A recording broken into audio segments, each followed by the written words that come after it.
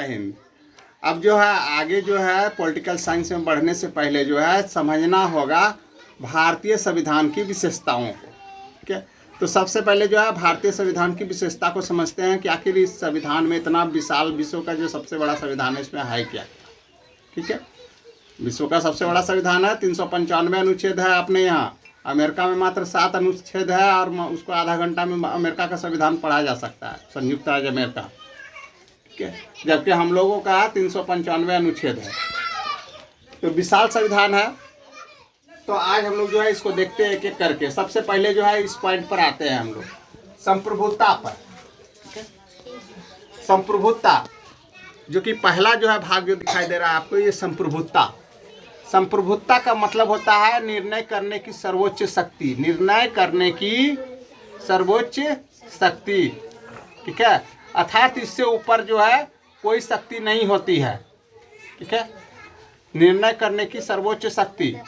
तो संप्रभुता अगर जो खो दिया तो वो राज्य नहीं रहता है। यानी संप्रभुता आपके अंदर भी है। अगर आप खुद निर्णय नहीं कर पाते हैं, दूसरे के निर्णय पर चलते हैं, तो आप दूसरे का क्या कहलाते हैं? गुलाम। उसी तरह से जो देश के पास अपनी संप्रभुता नहीं है, निर्णय करने की शक्ति नहीं है, तो वो क्या बन जाएगा? गुलाम। तो निर्णय करने की सर्वोच्च शक्ति को जो है क्या कहा जाता है? संप्रभुता। ठीक है, अब इस संप्रभुता के बारे में हम लोग जो है देखते हैं। ये इसको इंग्लिश में कहते हैं सॉवरेनिटी, अर्थात निर्णय करने की सर्वोच्च शक्ति। लैटिन भाषा का शब्द है। ठीक है, और ये संप्रभुता जो है लोकतंत्र है। सबसे पहले तो हमारा जो है बता देते हैं, भारतीय संविधान में जो है बताया गया कि भारत में जो है क्या होगा? तो लोकतंत्र होगा। तो लोकतंत्र होगा तो इसमें जो है स्पष्ट रूप से जो है कह दिया गया कि निर्णय करने की शक्ति जनता के हाथ में होगी। यानी संप्रभुता किसके पास भाग गई? जनता के पास चली गई। संप्रभुता हो गई जनता के पास। अब अगला जो है हमारे जो है संविधान का विशेषता है समाजवाद। समाजवाद और जो है आखिर है क्या? तो यहाँ पर सबको जो है समान अधिकार दिया गया है। ठीक है, हम बताए थे विविधता के बारे में, जाति, धर्म, वंश, लिंग, भाषा आदि के आधार पर जो है कई विविधताएं जो है देखने के लिए मिलती है।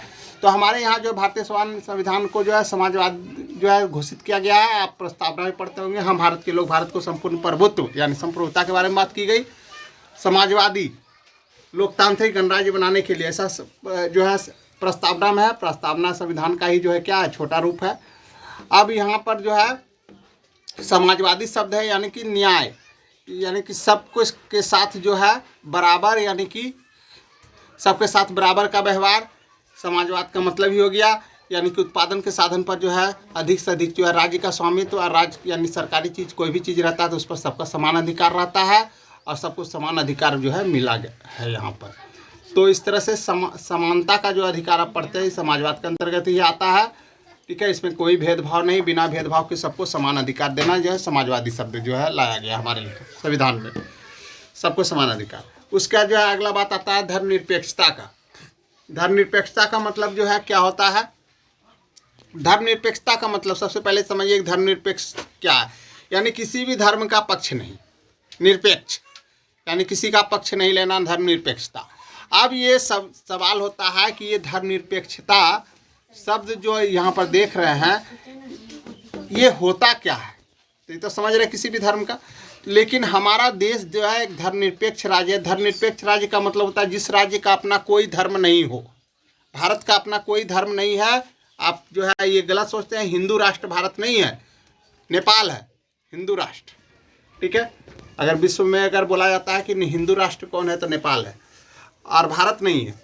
भारत धर्मनिरपेक्ष राज्य है, यानी इसका अपना कोई धर्म नहीं है। यहाँ पर हिंदू, मुस्लिम, सिख, ईसाई, जैन, बौद्ध, पारसी, इस प्रकार से जो है ये 7-8 धर्म का लोग जो है यहाँ पर जो है निवास करता है। ठीक है, तो यहाँ पर जो है हम धर्मनिरपेक्ष राज्य घोषित किया गया भारत को। अनुच्छेद जो है 24-25 में भी जो है इस बात को जो है स्पष्ट रूप से जो है कह दिया गया है कि भारत एक धर्मनिरपेक्ष राज्य है। अंतःकरण की स्वतंत्रता दी गई है। किसी भी धर्म का प्रचार प्रसार जो है यह कर सकता है। जो भी धर्म उसको अच्छा लगता है उसके लिए उसको जो है वो अपना भी सकता है। अब अगला बात आता है लोकतंत्र का। यहाँ पर सभी धर्म के साथ जो है समान व्यवहार किया जाता है। लोकतंत्र यानी कि जनता का शासन। यहाँ पर जब भी होगा तो जनता का शासन होगा, और जनता के शासन के तहत जो है यहाँ पर जो है प्रत्यक्ष लोकतंत्र जो तो हमारे यहाँ जो है संभव नहीं हो पाया, क्योंकि छोटा जगह पर पहले बता दिए जगह पर रहता है। अप्रत्यक्ष लोकतंत्र है यहाँ पर, जो है संसदीय शासन प्रणाली है, ठीक है। डायरेक्ट नहीं यहाँ पर लोकतंत्र नहीं रखा गया है, इनडायरेक्ट है, प्रत्यक्ष है और संसदीय शासन प्रणाली है। अब संसदीय शासन प्रणाली क्या होता है, इसको भी जो है समझिए, ठीक है। शासन का 3 शक्ति होता है, शक्ति जो है 3 भाग में बटा होता है। पहला विधायिका, कार्यपालिका और न्यायपालिका।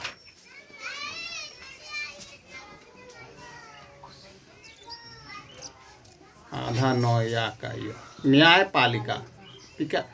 इस तरह से 3 भाग में जो है बटा होता है शासन का शक्ति। ये मॉन्टेस्क्यू का शक्ति पृथक सिद्धांत से लिया गया है। शासन का शक्ति मॉन्टेस्क्यू बताए थे, फ्रांसीसी जो है दार्शनिक जो थे वो सबसे पहले बताए थे मॉन्टेस्क्यू कि जो है शासन का शक्ति 3 भाग में बटा होता है, विधायिका, कार्यपालिका, न्यायपालिका। कानून बनाने वाली संस्था को विधायिका कहते हैं, कानून को लागू करने वाली संस्था को जो है न्यायपालिका कहते हैं, और कानून को जो तोड़ता है उस पर जो है कोई दंड अगर जो है निर्धारित करता है तो न्यायपालिका दंड करता है, इसका अलग दंड विधान होता है। तो इस तरह से विधायिका और कार्यपालिका शासन का मेन केंद्र होता है, न्यायपालिका जो है केवल न्याय का कार्य करता है। तो विधायिका और कार्यपालिका में यहाँ पर जो है क्या होता है, तो जब संसदीय शासन प्रणाली होता है तो कार्यपालिका हमेशा विधायिका के प्रति उत्तरदायी होती है। विधायिका का मतलब होता है संसद, संसद में कानून बनता है, कार्यपालिका यानी सरकार, ये कानून लागू करती है, ठीक, क्लियर। सरकार को हर कार्य के लिए जवाब देना पड़ेगा कहाँ, संसद में, ठीक है। और न्यायपालिका क्या करती है, किसी भी तरह का जो है दंड का जो है न्याय जो है करती है। अब आगे बात जो आते हैं संविधान की सर्वोच्चता, संविधान की सर्वोच्चता, ये पॉइंट्स भी बहुत इंपॉर्टेंट है। हमारे यहाँ जो है भारत के ऊपर में सबसे ऊपर जो है संविधान है, इससे ऊपर कुछ भी नहीं है भारत में, ठीक है। इसकी सर्वोच्चता को बनाए रखने के लिए जो है ऐसा किया गया है कि संविधान सबसे ऊपर है, यहाँ का जो है सबसे मेन है संविधान, संविधान का आदर करना, ये हमारा मौलिक कर्तव्य में भी जो है लिखा गया है, ठीक है। अब संविधान क्या होता है, तो नियमों का वह संकलन जिसके द्वारा जो है शासन का संचालन किया जाता है, उसको जो है कहा जाता है संविधान। अब है एकल नागरिकता, हमारे यहाँ जो है एकल नागरिकता है, यानी कि आप जो है बिहार में है, बंगाल में है, उत्तर प्रदेश में, उड़ीसा में कहीं भी है तो आप बिहारी बंगाली नहीं कहलाइएगा, कहलाइएगा क्या, भारतीय।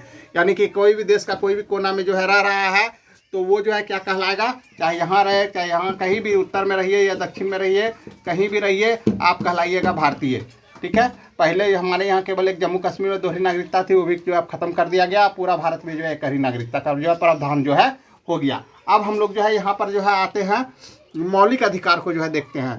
तो जो है संविधान के बाद जो है भारत सबसे बड़ा संविधान बताया, विश्व का जो है सबसे बड़ा संविधान है। भारत में 395 अनुच्छेद 22 भाग 12 अनुसूचियाँ जो है एक विशाल संविधान जो है बनाया गया है। और जो है वही अगर अमेरिका का संविधान देखेंगे तो मात्र 7 अनुच्छेद है, जिसको आधा घंटा में पढ़ा जा सकता है। तो इस तरह से जो है भारत विश्व का जो है सबसे बड़ा संविधान है। उसका जो है मौलिक कर्तव्य, ठीक है, संविधान में जो है मौलिक अधिकार के साथ साथ जो है मौलिक कर्तव्य भी नागरिकों के लिए जो है जोड़ा गया है। जो है 10 जो है मौलिक कर्तव्य जो है जिसका उल्लेख है अनुच्छेद 51 में जो है किया गया है इसका। उसके बाद जो है लिखित संविधान है, ठीक है। लिखित संविधान में जो है यहाँ पर जो है मुख्य रूप से जो है हमारा भारतीय संविधान जो है लिखित संविधान है, इसको जो है लिपिबद्ध किया गया है, ठीक है। और इसमें जो है 395 अनुच्छेद 22 अनुसूचियों सबको जो है क्या 395 अनुच्छेद 12 अनुसूचियों और 22 भाग को जो है सबको जो है क्या कर दिया गया, लिपिबद्ध कर दिया गया। अब जो है आते हैं अगला संसदीय शासन प्रणाली। अभी तुरंत बताएं संसदीय शासन प्रणाली में क्या होता है। विधायिका और कार्यपालिका और न्यायपालिका होती है, शासन की 3 शक्तियाँ। विधायिका जो है के प्रति जो है कार्यपालिका जो है क्या होता है, उत्तरदायी होता है। कार्यपालिका उत्तरदायी हुआ यानी कि किसके प्रति, विधायिका। विधायिका किसके प्रति उत्तरदायी हुई, जनता के प्रति, यानी कि जनता से चुन के कहाँ पहुँचा, संसद में, यानी विधायिका में। और विधायिका से यानी संसद से जो है क्या बना, सरकार। तो यहाँ सरकार किसके प्रति उत्तरदायी होगा, संसद के। और संसद किसके प्रति होगा, जनता का, ठीक है। नेता सब आता है वोट मांगने, तो वो जो है हो गया क्या, वो कहाँ पहुँचेगा जीत के, तो विधायिका में जाएगा। और वो फिर वो क्या बनाएगा, सरकार, ठीक है। उसके बाद जो है अब अगला जो है हमारे पास जो है क्या आ जाता है, सब सार्वभौम में वयस्क मताधिकार, ठीक है। यहाँ पर जो चुनाव जो होता है तो इसके लिए जो है क्या व्यवस्था किया गया है, तो सार्वभौम वयस्क मताधिकार की व्यवस्था की गई है, ठीक है। यानी कि सभी 18 या 18 वर्ष से अधिक उम्र के लोगों को जो है मतदान का अधिकार मिला है। कोई भेदभाव नहीं है, स्त्री पुरुष सबको जो है यह अधिकार जो है दिया गया है, सार्वभौम वयस्क मताधिकार, ठीक है। ये भारत का जो है बहुत बड़ा जो है एक विशेषता है कि यहाँ पर सभी जो है 18 और 18 वर्ष से अधिक उम्र के जो जितने भी जो है स्त्री और पुरुष हैं वो वयस्क कहलाते हैं और उनको मतदान का अधिकार जो है दिया गया है, ठीक है। और इस तरह से ये भारत का जो है एक विशाल संविधान का जो है क्या हो गया, विशेषता हो गया। भारतीय संविधान की जो है ये प्रमुख विशेषता हो गई। और इसी को आप जो है हम लोग जो है एक एक करके जो है विस्तार से जो है देखेंगे। जय हिंद।